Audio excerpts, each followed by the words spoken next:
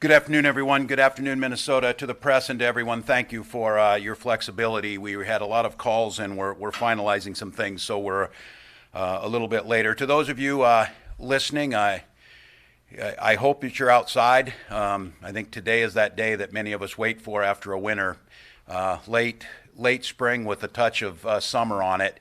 And it seems almost unimaginable to many of us that in the past 3 months, by the end of this month, 100,000 of our fellow Americans will have died to COVID-19, a novel coronavirus that we just started hearing about in December, and that by the end of the month, 1,000 Minnesotans will have died. So it's the contrast could not be greater. We're here today to talk about what do we do moving forward. How do we make sure, and it's so maddening, I know, that there's so many things about this virus that are unpredictable, but there's certain things that are predictable. I stood in front of you a week ago when we crossed 500, and I told you that probably on the 28th or the 29th of the month we would cross 1,000. There's just some predictability on infection rates, and epidemiologists talk to us about.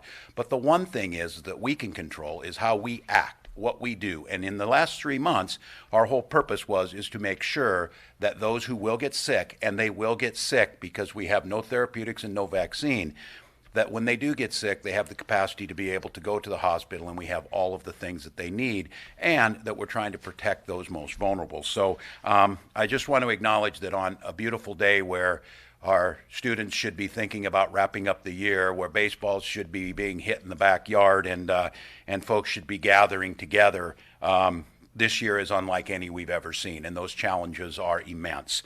I'd also like to say that we spent a lot of time thinking about how do we find a new normal? How do we make sure, as we've talked many times, the health, safety, economic, and mental and physical well-being of Minnesotans is our top priority. Working with healthcare experts, working with the economists, working with businesses.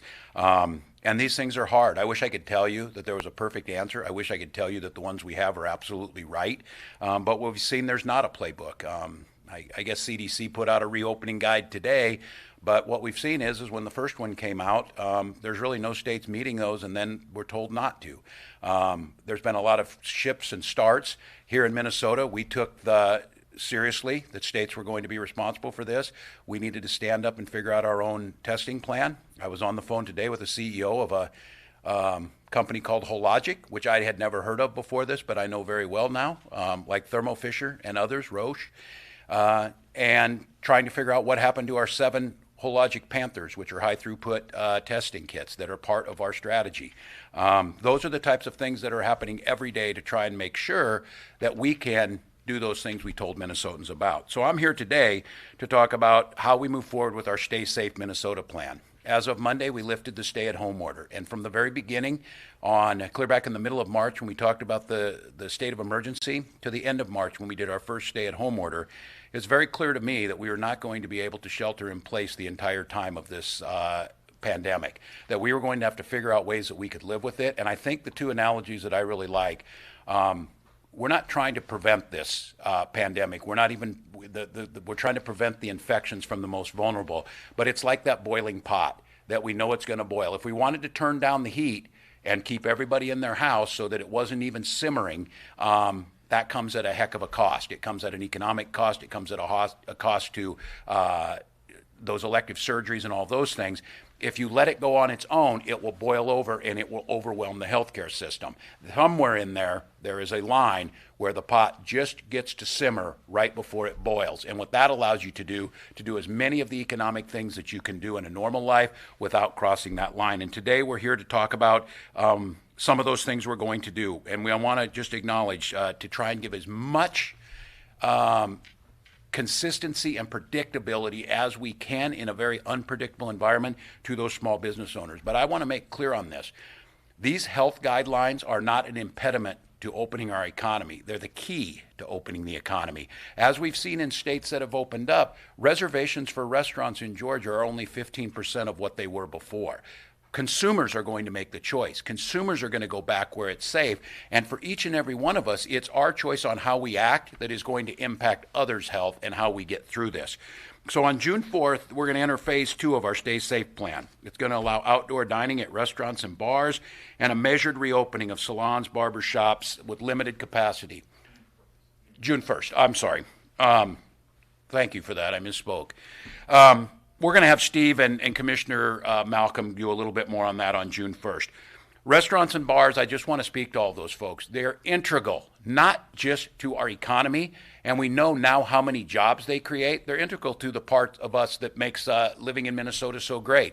They're the places where we had first dates. They're the places where we celebrate our anniversaries. There's the places where we gather together on special moments, and they make life just a little bit better. And so that industry has been hurting amongst all others. Commissioner Grove will talk to you about that. They're fixtures for us. The virus won't allow business as usual, but I think it's going to do our best after a Minnesota winter to get out and be able to enjoy these things. Steve will talk about some of the specifics around that. So it's the local brewery or Juicy Lucy or a walleye dinner. Minnesotans are going to be able to get back out there, try and make sure we're supporting these local businesses. And while it's not perfect, it's safe and it's moving the dial. I also want to thank the salons and barbershops. I know Minnesotans, and I have to be candid, it's certainly not a top priority for me because I'm a bit challenged in this area, but this is a big area. These are a lot of small business owners. They're very successful. And once again, it's a part of what makes being human and life just a little bit better. People enjoy doing this. It's something that needs to be done. And these are a lot of entrepreneurs who knew that they had to do the right thing and were not able to do their trade. So what we're going to do is we're going to do cautiously turn that dial back to normal. You'll need to make a reservation, wear a mask, wash your hands. Certainly don't go in there if you're sick. We are encouraging people to, at these barbershops, take temperatures of people if you have that capacity, but certainly there will be protocols in place for social distancing capacity in them. Situation's fluid. We're still learning more and more every day. I said we're prepared to turn the dial back. Once again, Jan will talk to you about this. If we hit those hospital capacity numbers, we saw a big spike yesterday. Today they're way down again. We saw a spike in ICUs. Those have rolled back down again. So it is not 1 or 2 days. It takes a longer pattern. We still do not know yet the effects of what we did on Monday of retails. We will not see that probably till about June 1st. And there's a reason in our timing on this because the epidemiologists and the health experts say it takes us about 2 weeks to 21 days to be able to see the effects of what we did on how it's changing that. So at this point in time, to say that the spikes that showed up yesterday because we opened on Monday, that's not true. If we see 2 weeks down the road that things have changed dramatically, we might be able to make that that judgment. So I'll tell you what we keep looking at with all the data that's out there are just a few things when people say, why this over this? And I want to acknowledge again, this is not a perfect science. It takes a lot of data. It takes a lot of balancing one against another, but there are exceptions to every one, and I'll be the first to acknowledge that that becomes very, very difficult. But the way we think about these things is that what impacts transmission is how close you are to another person, how long you're around that other person, and how predictable the setting is that you're around that other person. And so if we know you're standing here, the other person is standing 6 feet or more apart, you're going to be there for less than a minute, and that is the way that transaction happens every time, that's very predictable. And those were many of the things that came open in the first place.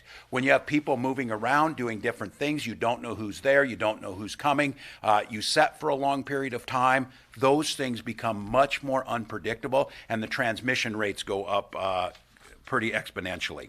So I have to once again reiterate, the safety and security of Minnesotans is the top priority of any governor who's served.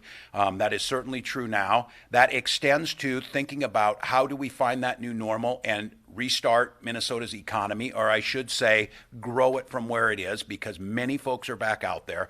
And how do we do it in a manner where we're able to measure very clearly how much that pot is simmering and how close it is to getting to boiling? Because the problem that you have is if you miss that line, it becomes very, very difficult. And so I want to let our two commissioners who were instrumental in helping put this together for the June 1st Stay Safe Minnesota, but understanding you've got two other commissioners in here today. You have literally thousands of people who interacted. I want to give a thank you to the trade organizations, Bruce and Liz, who are up here from Hospitality Minnesota, from the retailers. Those folks have worked with us and told us what our businesses can do. And then I guess I have to speak directly to Minnesotans. Again, I can't stress enough how empathizing with you, how maddening this is, how frustrating it is we can't do the things we're going to do, and how challenging it is to be asked in society to have to curtail back some of the things that we want to do. But in a time of great uncertainty, how we conduct ourselves is the one thing we control. And how we conduct ourselves in terms of social distancing, masking, washing our hands, being smart, going to the hospital, getting tested, that has the biggest impact on the spread of this virus of anything that science can do or anything else that's being done. So I understand the frustrations. I understand the desire, but the science is too strong. We can't pretend like this isn't a big deal. We can't pretend with 100,000 dead Americans that this is just going to go away. We can't pretend that all of the trends of the modeling are holding pretty steady and pretty true, that we are still quite a ways off from our peak. And while the rest of the country, and if you're watching the news, may look like they're opening back up their beaches, they're opening back more things, they have come through this. And I will have to tell you about New York. They have gone through days of 500 people dying. They have 25,000 dead New Yorkers in the last 3 months because of COVID-19. That's a heck of a price to get on the other side of this. Our peak is still coming. The difference between what New York had to go through and what we're going through is we are better prepared to hit it head on. But it doesn't mean it's going away. It doesn't mean it's going to magically disappear. We are hopeful that warmer weather slows it. We are hopeful that some of those things will happen. So Steve and Jan are going to take you through this. I know there's a million questions I hope they're able to answer, from youth sports to all of those things. I'll make sure that the experts who help craft this get that done, and then I'll be back for some questions. So Commissioner Malcolm, if you would.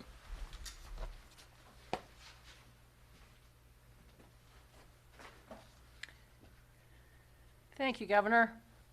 Good afternoon, everyone. Well, as the governor said, and he just did a wonderful job of explaining kind of the uncertain situation we find ourselves in with respect to where we are in the spread of this virus and where it may be going next in our state. As you know, around the world, we are getting very close to 5 million total cases of COVID-19 and 323,000 deaths around the world.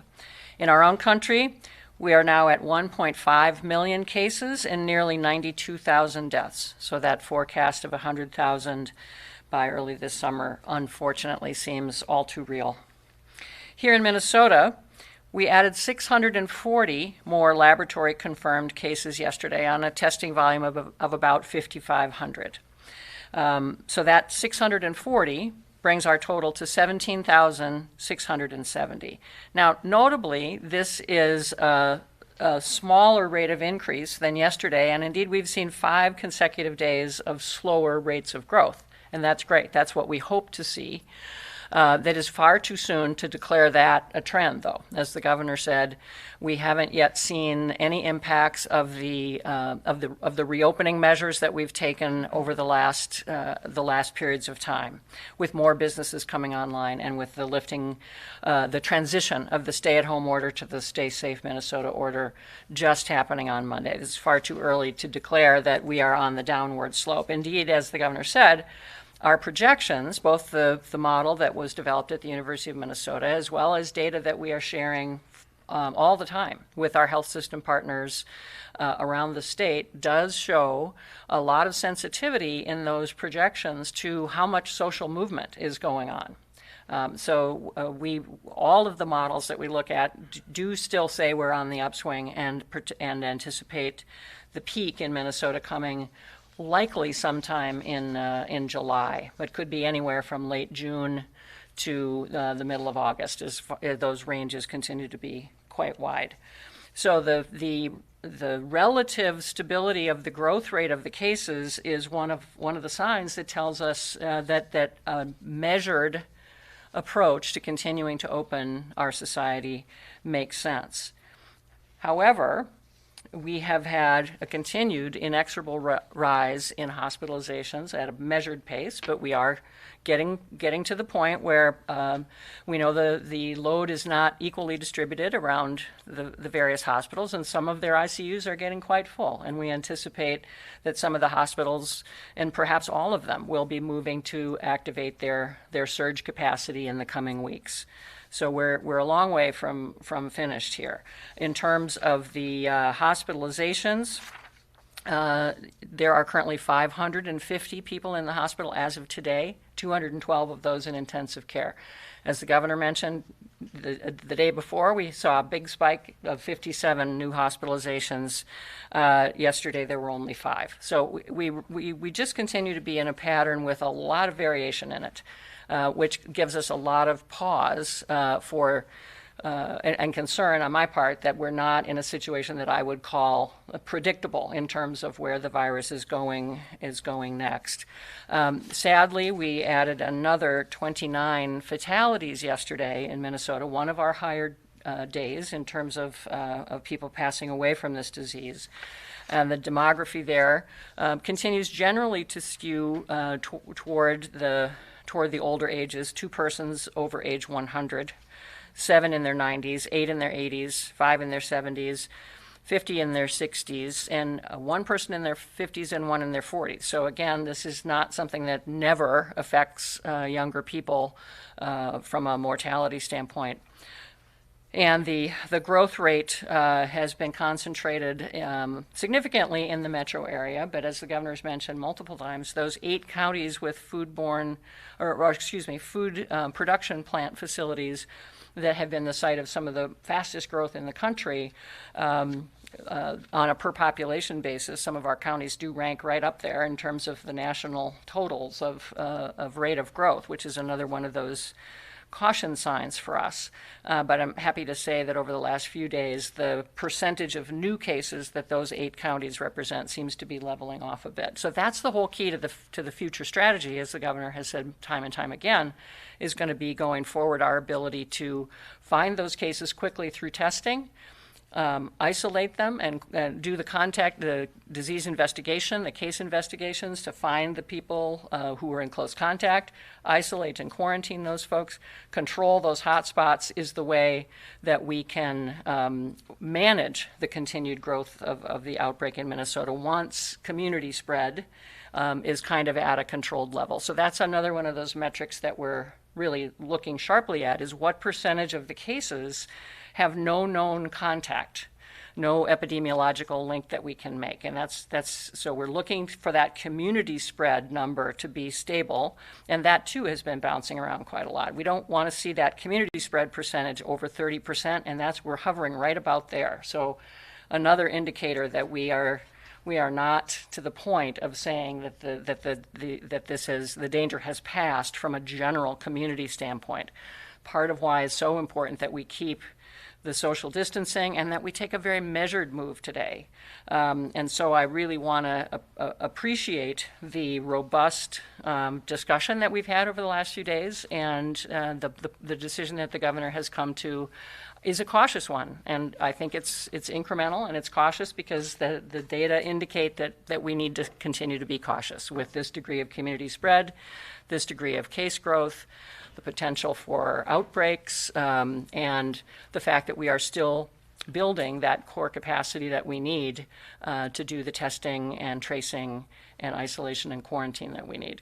We've made good progress, our health system partners have, in building up intensive care capacity that may be about to be tested a little bit, and the personal protective equipment that remains so very important to frontline workers and to healthcare workers and to others in close contact with people that they're caring for continues to be a challenge. And Commissioner Alice Davis Roberts and her team, continue to just turn over every leaf and every rock to try to build further those supplies. So with that, I'm going to turn it to my colleague, Commissioner Grove, just to talk more specifically about the moves that are being made here. I just wanted to set the context within the scope of today's information on the outbreak and how very important I think it is that this be a measured move, which I believe it is. Commissioner Grove.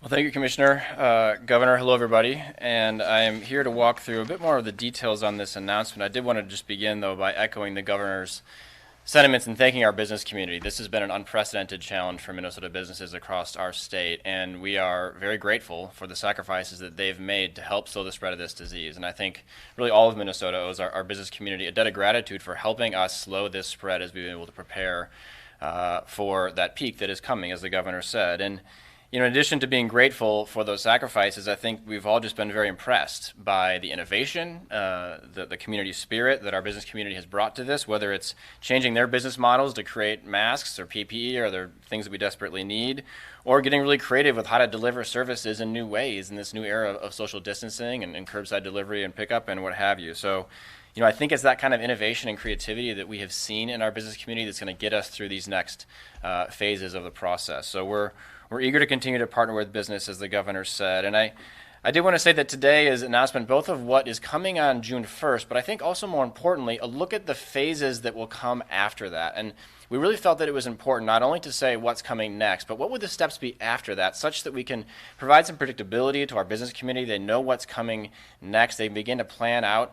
We don't have timelines for every phase, as you'll see in a moment, but we do have some phases that make logical sense from a public health perspective, from an economic perspective, that give a sense of what's on the horizon. So I would encourage people to go to mn.gov/COVID-19 and click on the Stay Safe MN tab, and you'll see a grid that lays those phases out in clarity. I'm going to walk through them here to give some context to it, but I think it is quite detailed, and for good reason, because the details really matter in this moment. And so I'll start with the phase that is coming into effect on June 1st. And the big changes the governor highlighted a moment ago focus on restaurants and bars, personal care services, and campgrounds and charter boats. So I'll start with restaurants and bars. Starting June 1st, restaurants and bars can be open for outdoor dining only. We have clear evidence from the health experts that outdoor settings are a lot safer than indoor settings, and so we're making that move to have outdoor dining begin to become an option. Of course, 6 feet between tables, all the social distancing rules that have been in place from the beginning still apply. No more than 50 total people at an outdoor setting for a restaurant to keep that cap at a manageable level. And then in terms of the party size, we're asking that people keep it to 4 total or 6 if you're a family. So trying to limit the party size of folks that are restaurants, again, to try to limit the unpredictability of that environment. Reservations will be required, so you can't just walk in.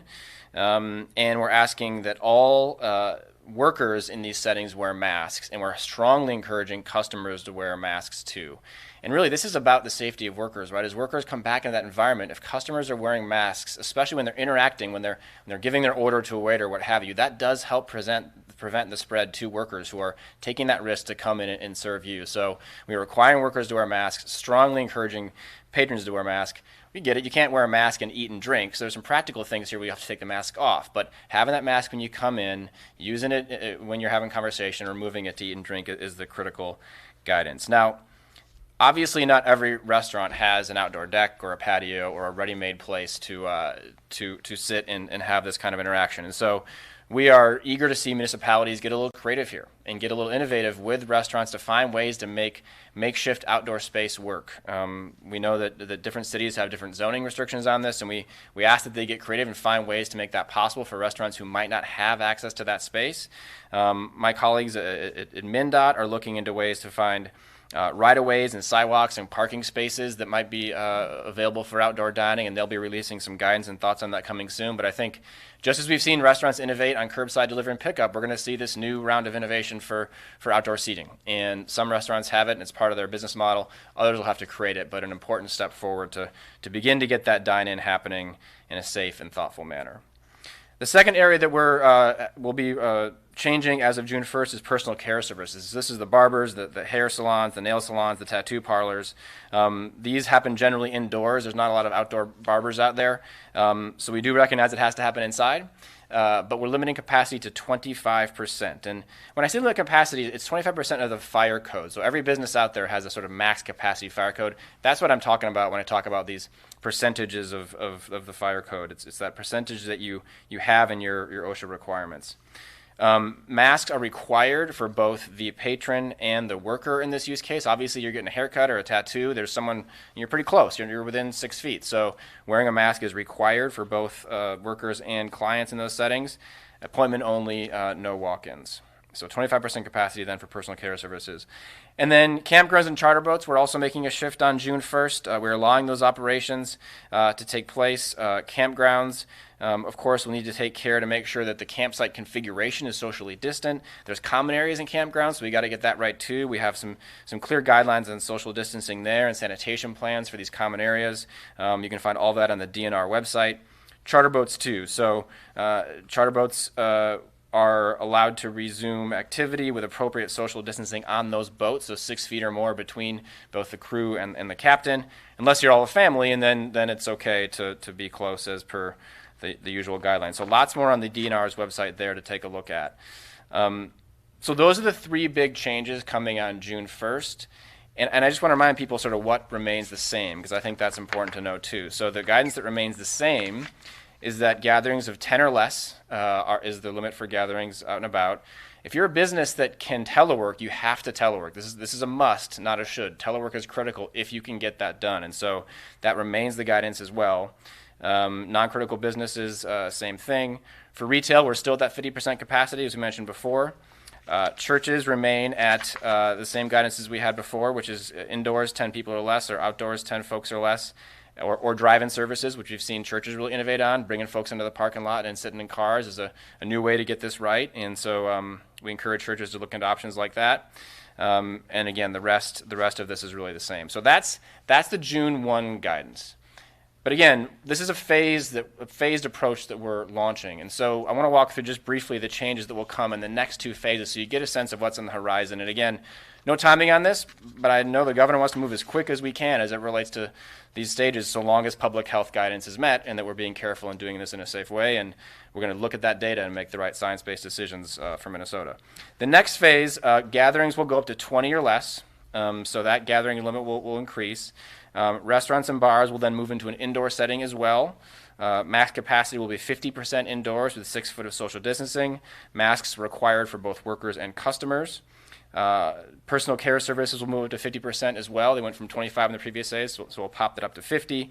And then in addition, some outdoor entertainment venues will begin to open. So movies in the park and concerts and some of those great things about summer will come in that phase. Again, 6 feet of distance, 25% capacity. We'll top that at 250, just given the need to ensure that gathering sizes remain small and socially distanced, and mask requirements there too. Churches will be a part of that next phase as well. We know this is such an important issue for so many Minnesotans, an important part of life, and so we'll move to have indoors at 10 or less, but outdoor services will be part of that next phase. So it's good timing because it's summer, so we'll see some outdoor services, 6 feet of distance between parties, max parties of 100 total, because we know that for some really large churches, getting that right ensures that we have to keep a cap on the total number that can be there. And then required masks. And then we got to try to do some new things here. We got to limit things like singing in those environments, which of course is just such a great part about church or celebration. But when you look at the data on the choirs that have been sort of total hotspots for spread, even when social distancing existed, singing is one of the worst things that you can do, even when you're socially distant from each other. So we'll have some guidelines on that too, and I'm sure our faith leaders will get creative on those points to make sure that the celebration can still be great even with some new changes. And that next phase as well, pools will open at a 50% capacity too. So that's what we're sort of calling phase 3. And then the last phase that we're prepared to roll out today would then be, in terms of just guidance for the future, would then move into things like gyms and fitness centers. We know that a fitness center is a more risky environment given the exertion, the heavy breathing, the sweat and things like that. So gyms will come in that next phase. It will be indoors and outdoors, of course, 6 feet of distance, caps at 50%, masks required unless you're strenuously exercising. So kind of similar to restaurants, like you have a mask with you, you wear it whenever you can, but if you're strenuously exercising or eating, you don't wear it. Bowling alleys and movie theaters and some of the entertainment options will open in that phase as well. Social distancing, again, 25% capacity, max of 250. And then we'll look at mask requirements there 2, and then places of worship will see a tick up as well. We'll go to a max of 250, and some larger, we'll go indoors as well for churches in that next phase. Where previous phase was outdoors, next phase will be indoors. So I've gotten into a lot of details here, and I realize if you're trying to write them all down, you probably didn't get it all because there's a ton. I will say go to mn.gov/COVID-19. You'll see all that information in front of you, and we'll have a lot more details on it for folks to absorb. But I did think it important just to walk through some of the key points here. And as you kind of think about that dial, it's outdoors to indoors. It's capacity limits that go up over time. It's mask requirements that come into place, and it's these sort of safety and guidance pieces that make the advancement of those phases possible and practical. And I'll just say that we're going to continue. We have a week and a half until June 1 starts, so we're going to be doing a lot of outreach and engagement on this.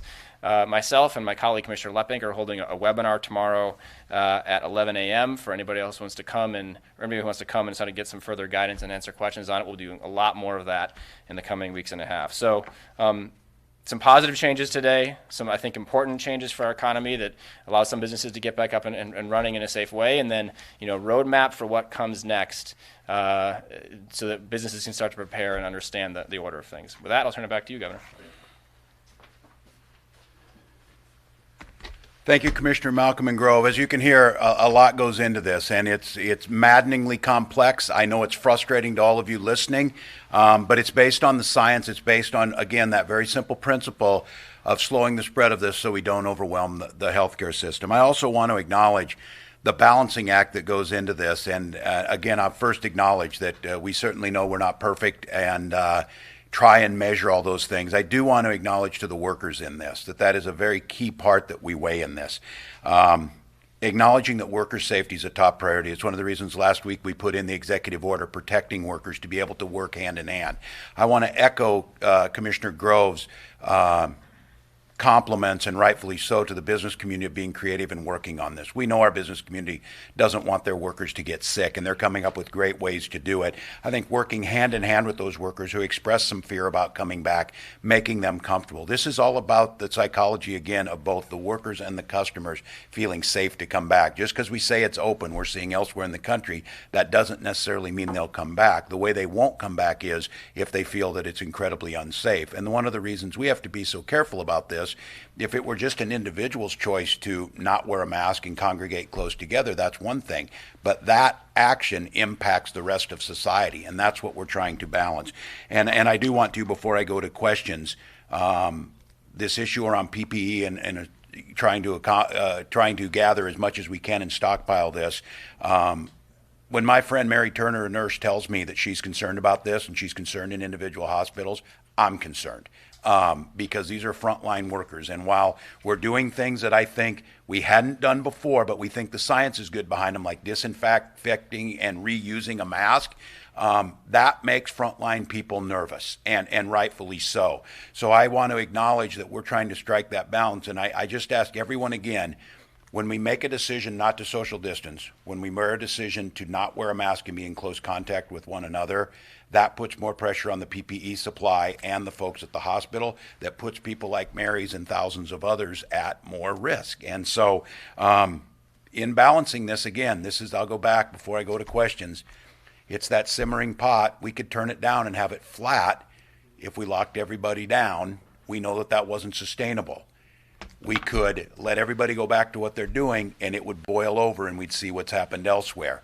Or we can try and use science, our best analysis, and a collaborative effort to keep it just below the boil, with as much open to provide economic opportunities, health, both physical and mental, and then some of the joys in life that are found. And so with that, we'll be glad to answer any questions. I'd like the commissioners to be ready on the details. Dave, you want to start?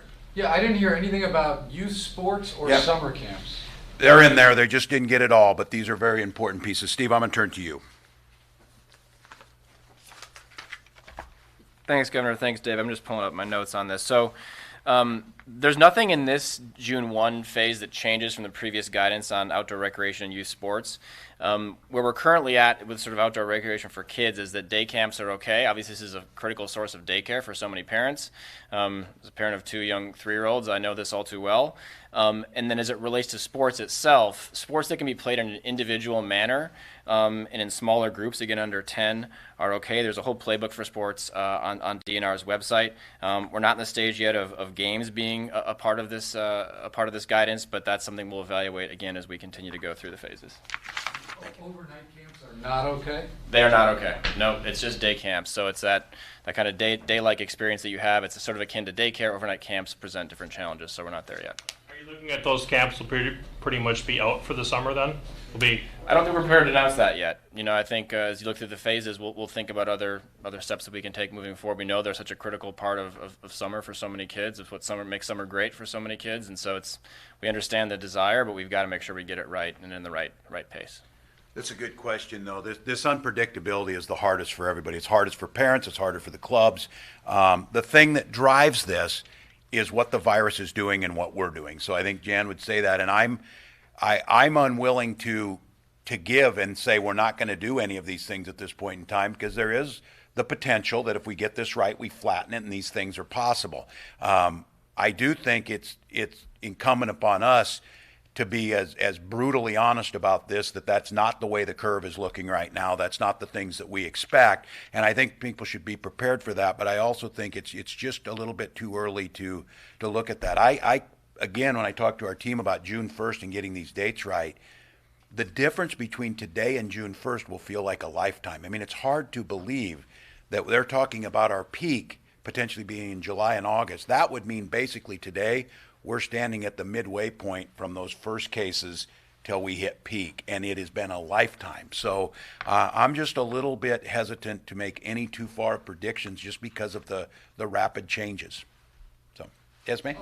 Governor, if I can just ask, I know that you said that restaurants indoors will be in the second phase, but there got to be an awful lot of people here who are listening right now who don't have outdoor spaces, who live in a community where they haven't done the regulation. And according to Lisa Rammer and the Hospitality Minnesota, they're not going to make it. What do you say to those people? Because I'm sure they're going to be very disappointed with this. Well, I said, and again, if it were certainly up to me, we wouldn't have coronavirus and we'd have everything open. But it is here, and it's where we're at in this process. We're further down the curve than many states. What I would say is that we are trying to move this in a manner that makes sense. I think what we talked about, and there's a lot of discussions going back and forth last night till 2 a.m. for many of us, about watching how this rolls out, watching what they're able to do and innovate with this, and then trying to move forward. That's why I don't want to put a date certain. I want to give the lead time that restaurants are rolling back up, folks who do have the outside space, and I think the Commissioner's right. I certainly respect the sovereignty and the choices that are made around local communities being able to get into this. This should give you some opportunities to be creative, open up that space, block off a street, allow some of these folks to find it. But for those who absolutely can't, what I would tell them is we totally understand, and we've seen it. And I had a message back and forth with Eric Dayton and the folks at the Bachelor Farmer, and talking about many things that factor into restaurants.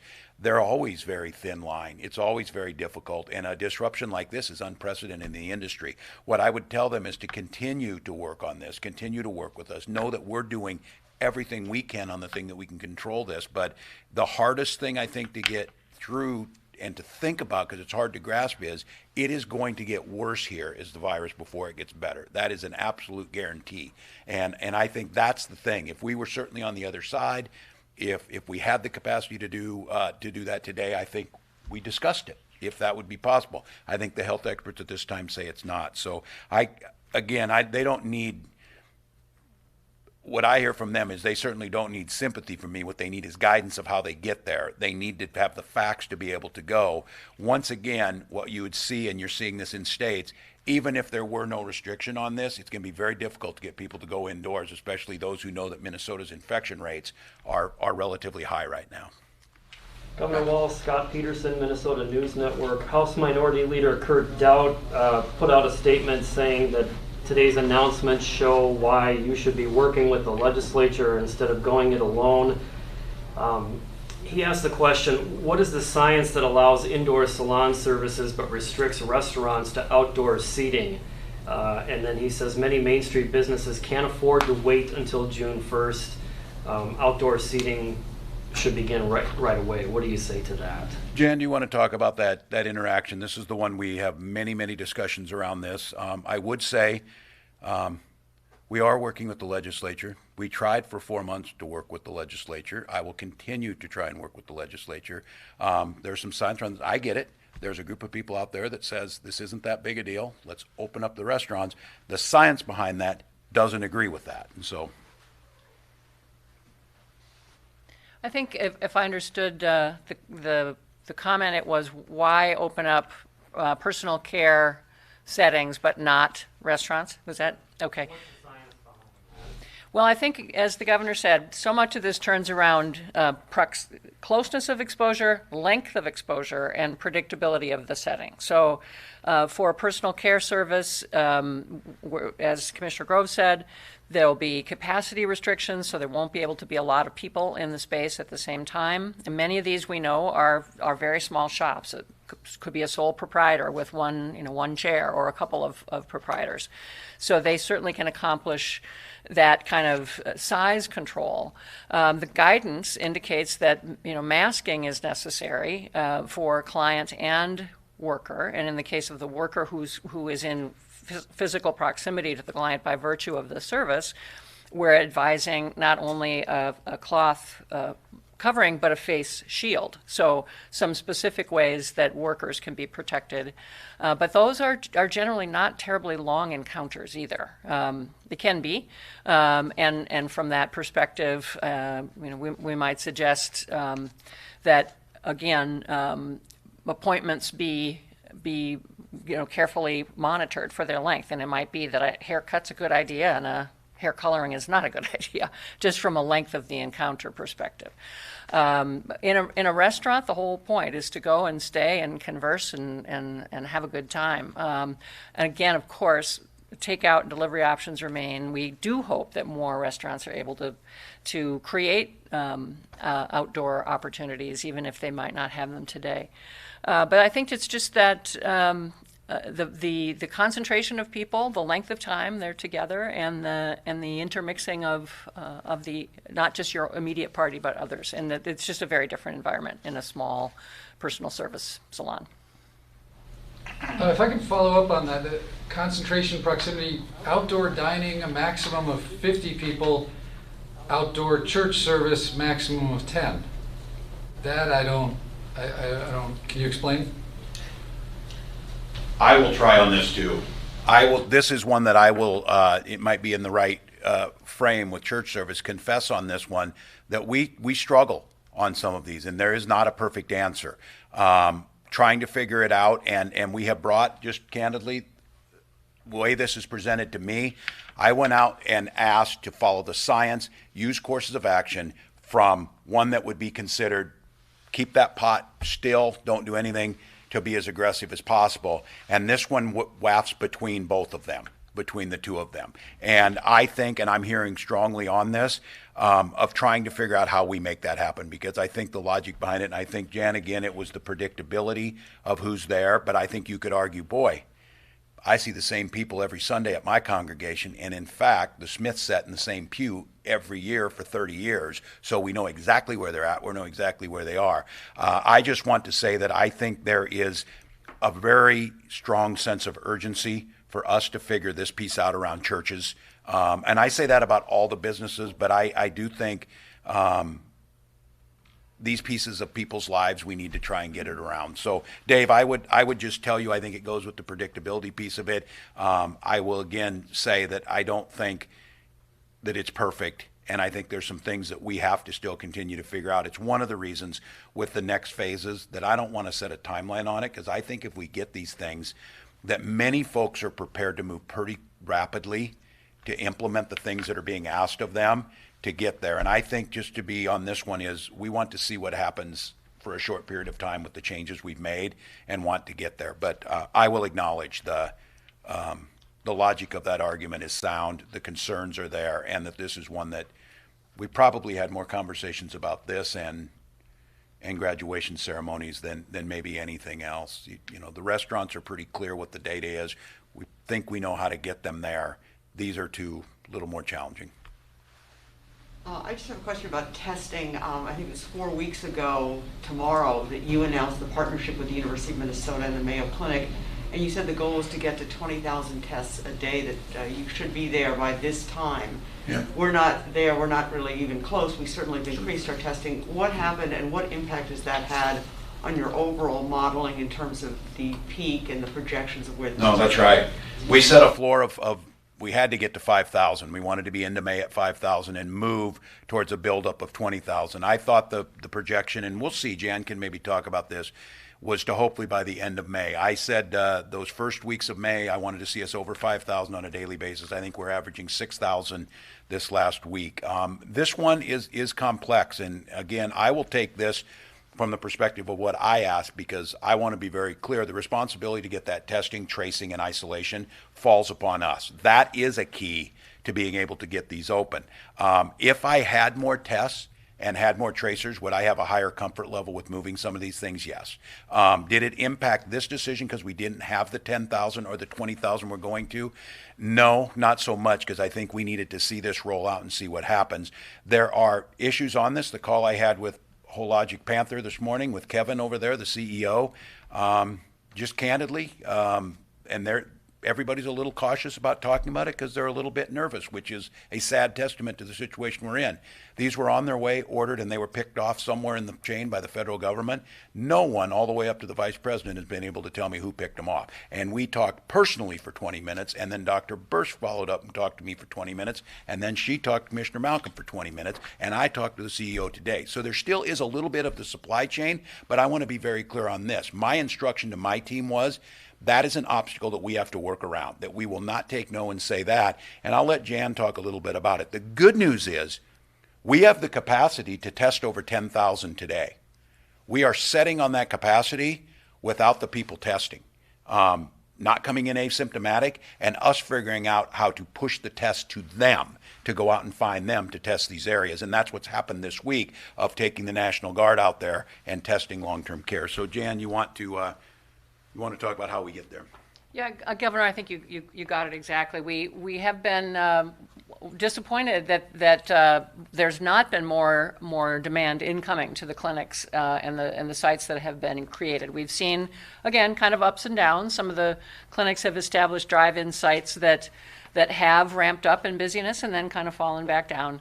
One of the lessons we're learning from other states is particularly to get at populations that are that we know just struggle to have more access to health care and are not getting tested for a variety of reasons.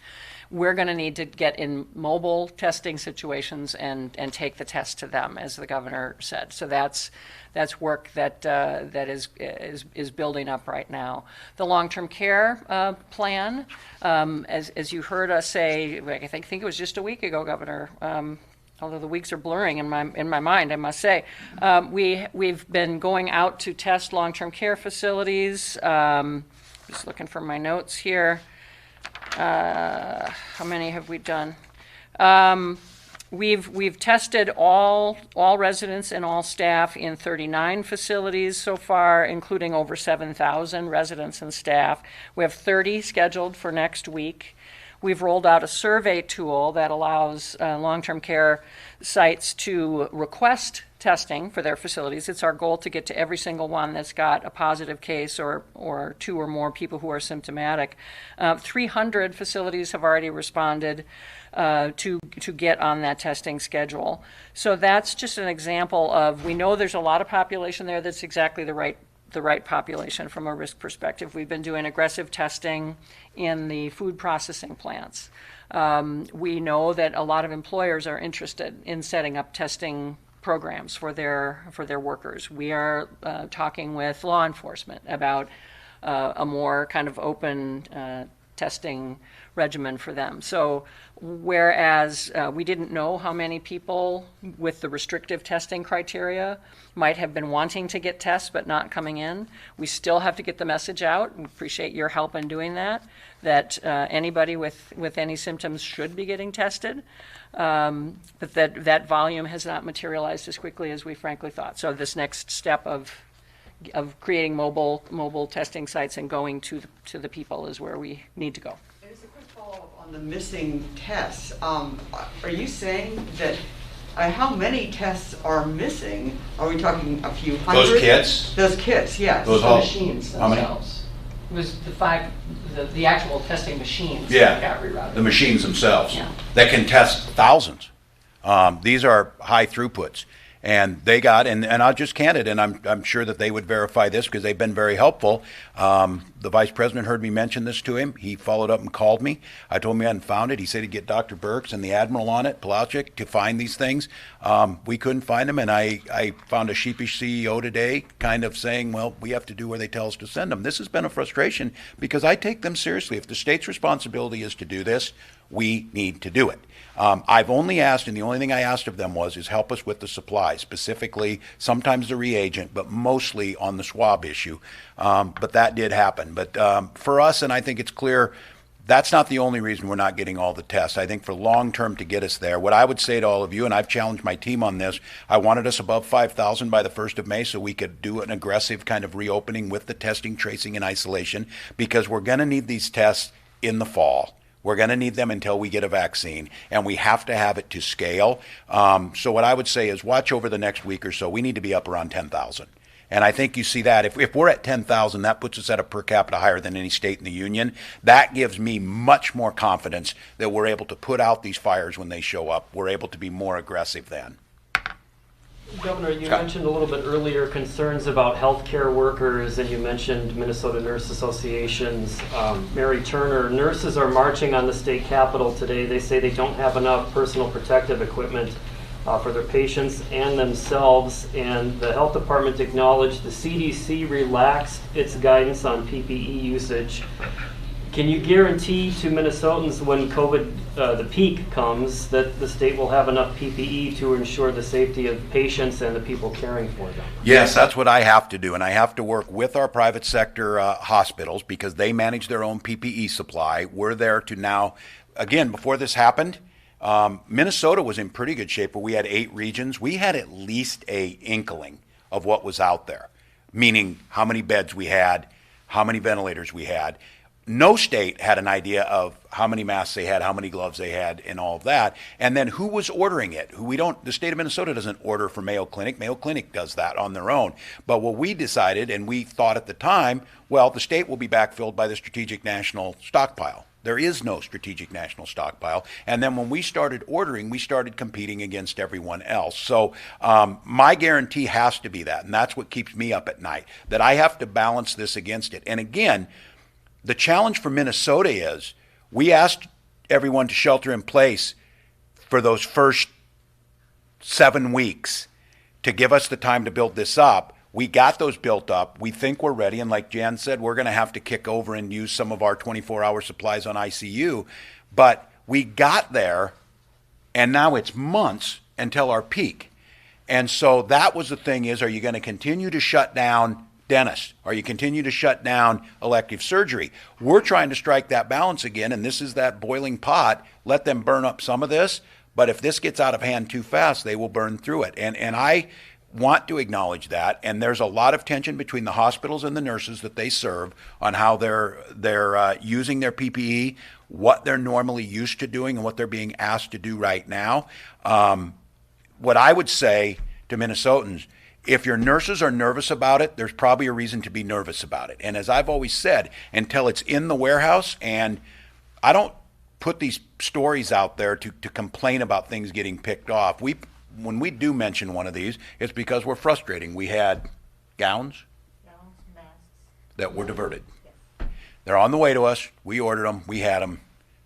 Somebody in federal government steps in and they go elsewhere. Now, I don't disagree with the philosophy that the federal government should have a plan for the entire 50 states and territories and put resources to where there's a crisis.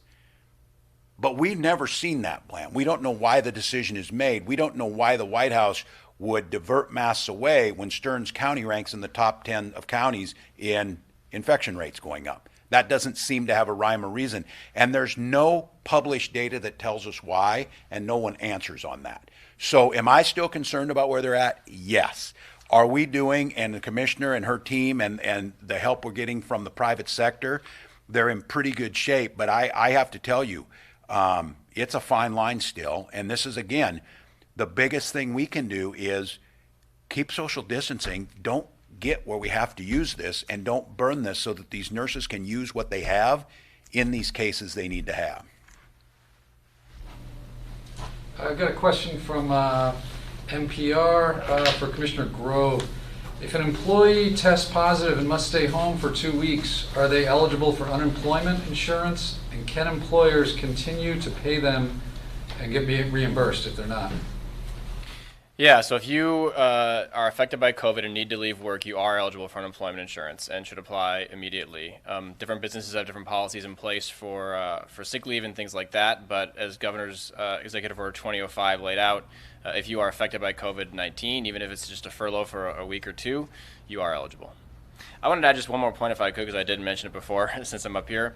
For any business that's coming back in as of June 1st, per the plan that we've just laid out, all the same guidelines and creating a plan are still there. So we ask every business to go to our website, mn.gov/deeds/safework, download the templates there. They're super simple. There's guidance documents there to take a look at, but just really important for all businesses to have a plan in place and to share that with both employees and customers so that they know how you're going to get this right as you begin to come back into business. This question is from Theo Keith. I guess he wants you to respond to this tweet from Senator Kerry Rude. And this is a direct quote from the tweet. "It's obvious in more ways than one that he, parentheses, Walz, has never been in a gym or fitness center. Hashtag no clue, hashtag tone deaf." Obviously, there have been a lot of personal criticisms of you throughout this. This appears to fall into that category. What's your... Yeah, I'm not going to. I taught school too long to do that. I'm not going to take that one.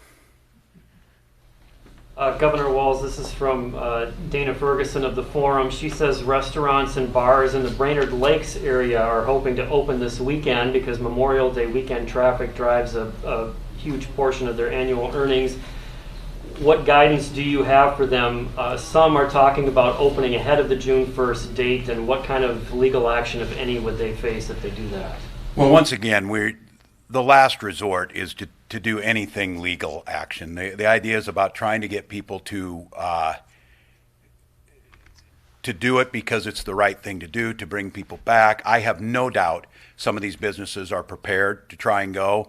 The ideas of letting it hot-shot go or trying to put it in makes it more difficult if we have outbreaks, if we're not doing this. If people are wondering about the reservation piece of it, it makes contact tracing easier. It makes us ability to shut these things down.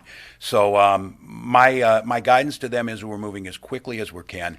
We're trying to give these options to go. I know it falls on Memorial Day, but once again, this virus doesn't really care about our human dates. It doesn't really care about the things that we have. We've got to figure out that it is unfortunate that many of them fall over this. How I wish this wouldn't have come over graduation season or we would be done.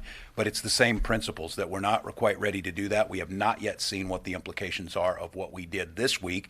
And I think the health department is quite honestly not comfortable until we start to see that. Is that fair to say, Jan? One more question. Sure. Governor, can you talk about the communications you've had with the tribes? They're opening, I know that they're sovereign, but maybe you've had communications with them and advised them. They're opening casinos in a way that I don't believe would be allowed if they weren't on sovereign land. And I believe some youth sports, including hockey rinks in some areas, are being opened up there. Yeah, well, thank you, Dave. This is a really good question. Minnesota is blessed that we have 11 sovereign nations. There's a little bit of difference of what treaties they fall under, 1854, 1855, or Red Lake, which has not signed one. But all in all, these are independent governments that work in conjunction with the state of Minnesota. Our relationships are always ongoing. I have made it a central piece of this, and as is Lieutenant Governor Flanagan. And for both of us, one of our friendships was bound around this idea. Some of you know I started and taught a little school out in Wolf Creek on Pine Ridge. And of course, Lieutenant Governor Flanagan is an enrolled member of the White Earth Nation. We believe very strongly about government-to-government relationships and collaboration. We've talked very closely. These independent entities have the opportunity to do the decisions that they make. They work very closely with us and mirrored our stay-at-home orders all the way up to the point where we're at right now. They are starting to and thinking about how they are going to reopen. Some of them will be opening immediately. Some are waiting to the end of the month, like Mystic Lake, Shakopee, Minnewapaton. So we work with them. We talk to them. We're actually learning from them because they have had experts come in and look at their space. What does it take and what can you do in a casino? Because obviously those would be things that would make us nervous, not predictable, how much time you spend there and all of that. But we're looking at them. But what I would say is that I respect the sovereignty of these nations. They will make the decisions based on the best interest and the health of their employees and their patrons that go there. The state of Minnesota is not going to step in there and tell them not to do these things. They will communicate and tell us what they're doing. And I think for the most part, we're moving pretty much hand in hand. But I do think you'll see a little bit of a variation there where the individual tribes, and I think you should be very clear, these are 11 independent entities.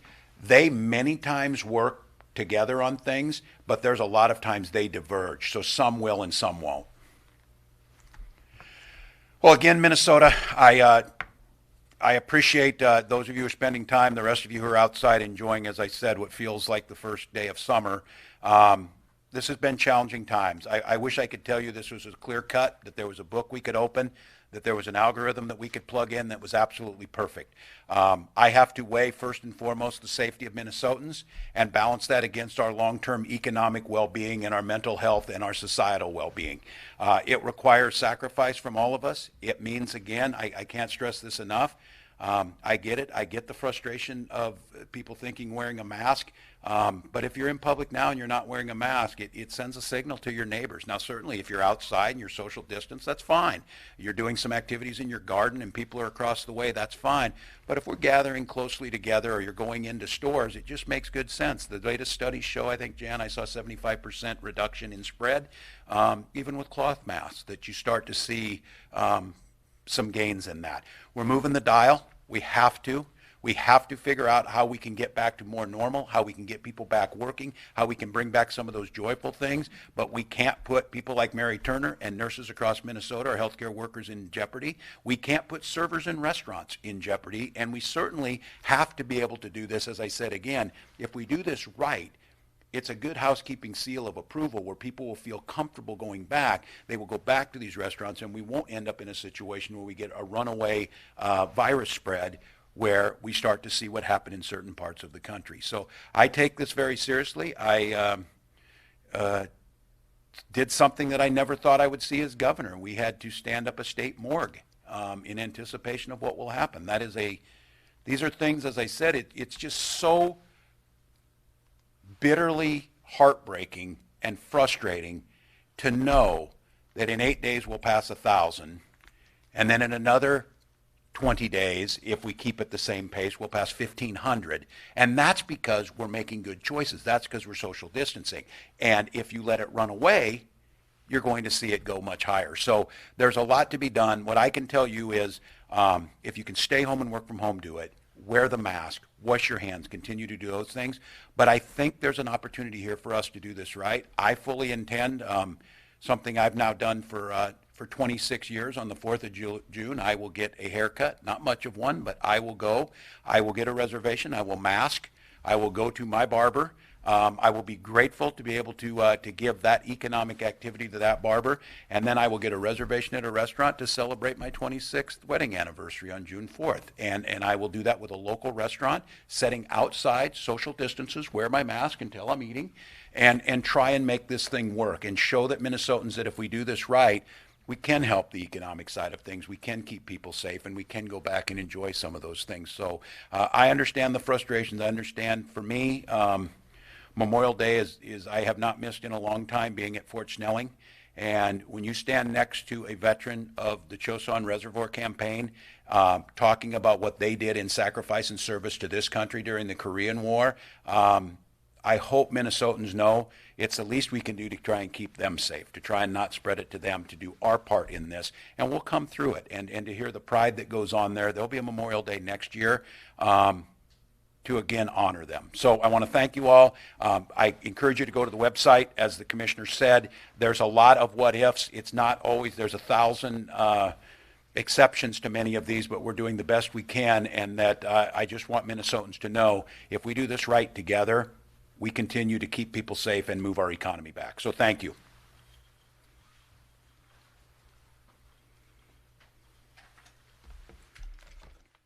Commissioner Malcolm, thank you.